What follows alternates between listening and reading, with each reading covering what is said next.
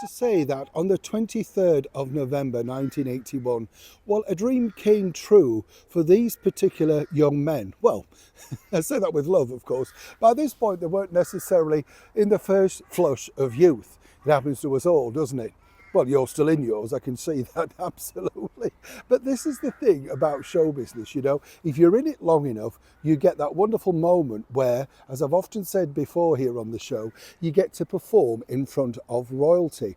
And at that particular era, still in the 1980s, it literally meant something. And that year's Royal Variety performance was at none other than the Theatre Royal Drury Lane, a wonderful venue, still thriving today. Incredible when you think. I think one of the most haunted theatres, by the way, in the world, if not, well, I certainly know it's in London. If you're in there on your own, as I've been, chums, late at night, oh goodness, it does make you do you know what I'm saying? Keeps you awake, if nothing else. Don't wander around the back of the stalls late at night. But the reason why I mentioned this particular story is I wanted to share this with you simply because it just goes to show, as I often say to all of our chums out there, whatever age you are, simply don't give up. There's always new horizons, new things to conquer. And more importantly, it just proves, doesn't it, that the oldies are genuinely the best. Let me explain. Hi, good to see you. You're right. Thank you so much as ever for your time today. It's true though, isn't it? The older you get, the better you feel in some respects. I mean, I know you've got all the sprays and the pills and everything like that. We've all got them, haven't we? You creak as you get out, don't you? But as long as the gate's creaking, apparently, that's all right. It's when it falls off, isn't it? That's the saying. I believe so.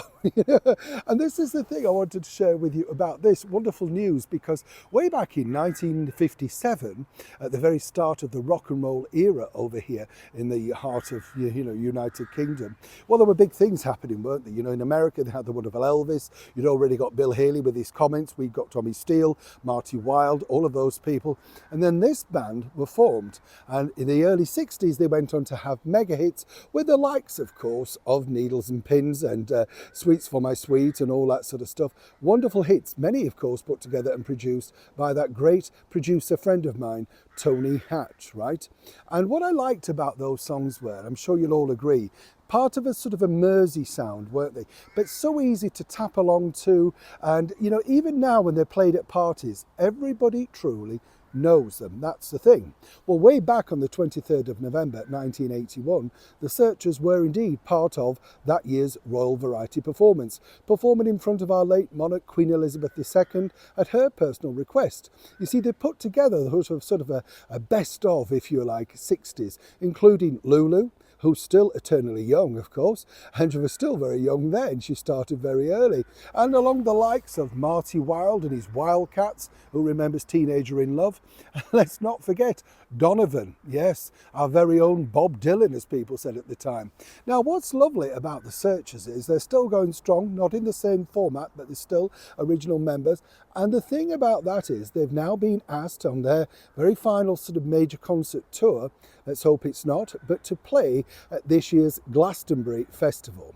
Now, the reason why I say this is they're of a certain age. We won't say how old they are, to be respectful, but isn't that nice? You know, they've never played Glastonbury before, and I just think they're going to literally rip the roof off. Well, a sky off is no roof, is there? But the thing is, they're going to have so many hits, and it's going to be fascinating to see how the younger generation do know those songs, because they're embedded in our mind. Even today, we still know those songs.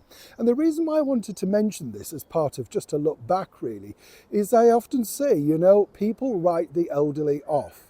And if you're still going and you can still be vibrant enough, and it doesn't matter what you're doing, whether you can't get out as much or whatever, you can still write poetry, you can still listen to books, you can have ideas, dreams and aspirations. You know, I've met the Searchers on a number of occasions, lovely bunch of lads, as is the likes of Marty Wilde. And they said to me, one of the things that keeps them going, and Eden Kane, do you remember him? He was a lovely guy, and all of those old pop stars, and they were saying to me, what keeps them going is the fact that in many ways, they're still teenagers in their head. And at first I thought, well, you know, it's a bit odd, but they're right, because they got fame at a very young, age.